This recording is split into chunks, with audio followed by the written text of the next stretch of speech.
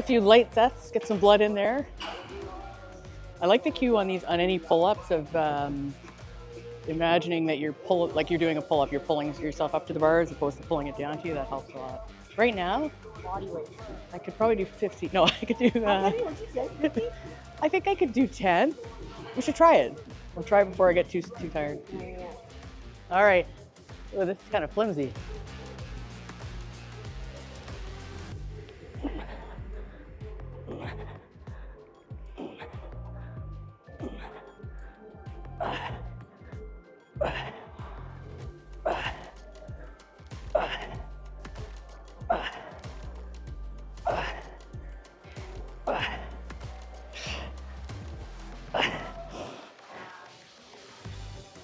I had to beat my own expectation, but I probably limited myself. I should have said I could do 20 and the back feels good though. Yeah. Matt's been putting me through the work once a week. Yeah. He does a lot to open up shoulders, back. So somebody asked me on my Instagram Q box about split for back, I think for a V taper, but generally I'm doing 2 back days a week. Loosely on a push-pull legs kind of modified split with 2 rest days a week. So for back, my focus is trying to develop thickness in the lats. My upper back's not too bad, but workouts I usually do a couple of pull-down movements and a couple of rowing movements, very generally. So I'll work the workout around that kind of setup. I'll change it week to week because I have the 2 workouts. I've got more time to do different things. But yeah, within the workout, I'll stick with wide. Isolateral's good, I find as well. And then for rowing, it could be low row, upper T-bar. I think when I started out initially, I did more heavy kind of compound movements like deadlifts. So deadlifts was a staple. I love deadlifting. It's very satisfying. Anyone who lifts knows those movements are very satisfying, but it's a little bit more risk for injury, especially when you're moving very heavy weights. So for me, I got a bit wimpier in my age, sticking to kind of safer movements, but I still love to deadlift. And occasionally I'll throw it in, but yeah, my erectors and low back just aren't quite as strong as they should be to move the loads that I should be moving. So rack pulls is another one. And they're good if you do them properly to engage the lat. John Meadows has some great videos on how to do a good rack pull for your back. So you got more focus on back and not just on the erectors. But yeah, lots of machines for me.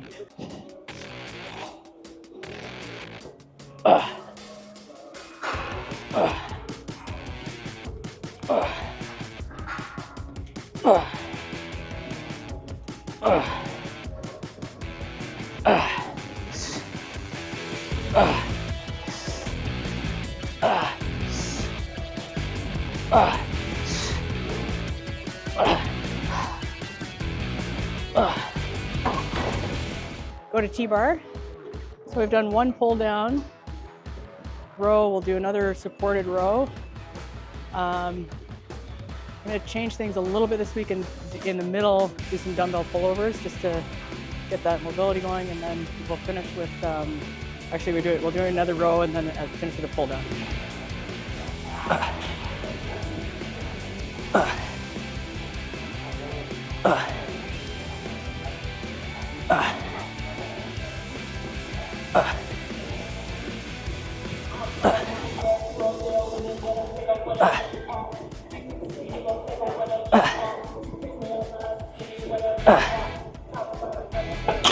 Since I'm doing more exercises than I normally do, we'll keep the sets shorter.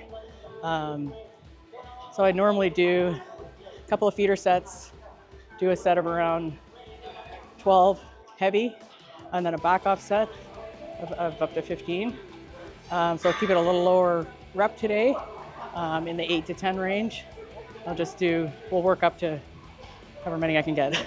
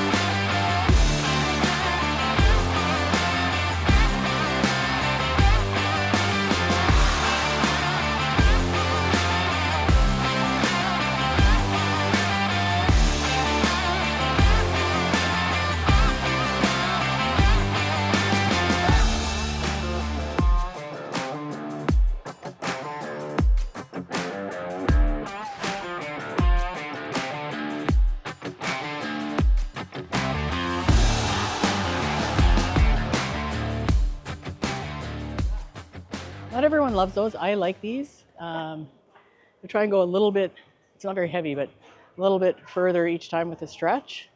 And then when you pull back up, just really engage from the upper lats here, as opposed to just moving your arms to muscle it over. So it's a small area to focus on, but they're great. You feel really open after those. So I know a lot of people don't love them, but technically, yeah. For chest, we're saying, if you're doing, so for lats, you can do these with a bar as well. And it's just in that bottom, getting up to about here.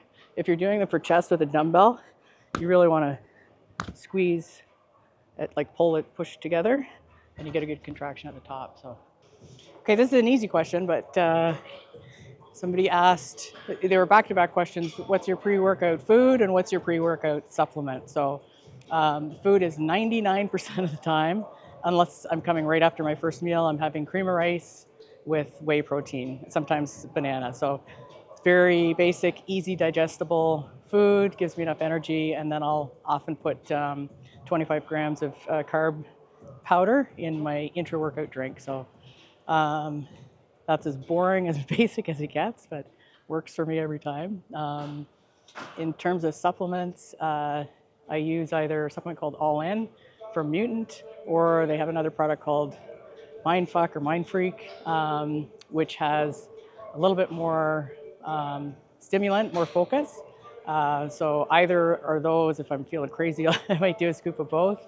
Mindfuck has alpha GPC in it, which is my #1 favorite supplement for focus. I think it's got 600 milligrams, so I'll sometimes even take a little bit more alpha GPC, up to 1,000 milligrams. I find it's great. It's non-stimulatory, but it's super for focus, and I swear by it. So if you haven't tried it, try that.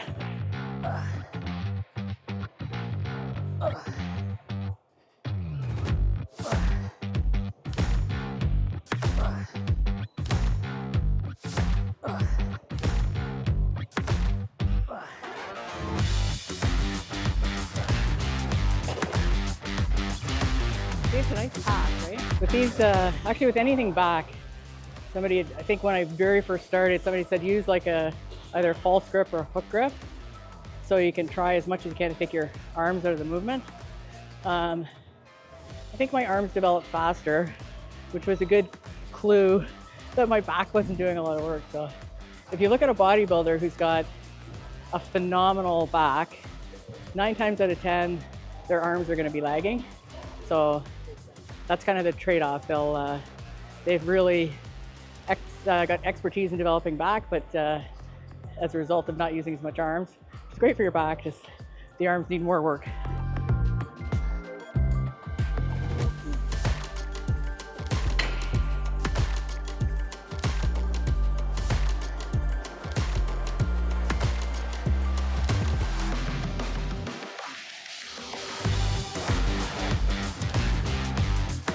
I like this one to finish or start, and what I find effective is instead of pulling it toward you, you're trying to push it down and then pull yourself up.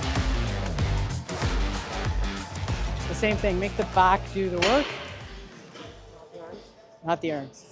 So I had a great question I love, came up yesterday, which was, and people don't ask this very often, but how did you get involved in bodybuilding, or how did you get started? So it was a long time ago. I had just started weight training. I think from the first time I stepped in the gym, I immediately fell in love with weight training, so that was there. It was, we had a weight room in my high school, but this was in the town I was living in, east of Kingston, and a friend opened a really small gym, so it sort of started like that. And so loved being there, and then somebody said, you should try competing. So they suggested it. Did my first show, won the overall, and I was hooked. So did a number of shows. I took a step back when my kids were small, but I was still involved in judging for many years. I was involved in promoting. And then came back to competing, obviously, about 10 years ago. But throughout that time, from the very first moment, the weight training especially, but also the whole routine, the food, and everything else that goes with bodybuilding just became part of my life. And yeah, it's a big part of who I am today. But back then, my inspiration on the women's side were people like Glenda Murray, who's still very involved and influential in the sport. Iris Kyle, she won the Olympia 10 times, unprecedented. Had a chance to actually train with her, so huge icon in the sport. Bev Francis is another idol of mine, so, and my good friend Laura Benetti. So those women were very powerful influences on me, and one of the reasons why I wanted to get involved.